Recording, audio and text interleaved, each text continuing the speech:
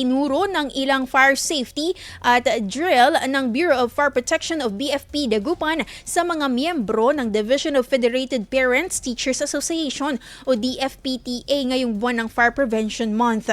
Nagbigay ng kaalaman at pamamaraan ukol sa tamang aksyon sa oras na makaranas ng insidente ng sunog, maging ang pag-iwas dito ang itinuro ng hanay sa mga ito. Kabilang sa mga itinuro ang paggamit ng fire extinguisher, first aid at iba pang makatutulong upang maiwasan ang insidente ng pagkasunog. Bahagi ito ng pagsasagawa ng 2025 PTA Summit kung saan nagpupulong ang mga magulang at guro bilang may mahalagang bahagi sa pagpapataas pa ng edukasyon ng mga kabataan at paglalahad ng mga project proposals na maaaring maipatupad.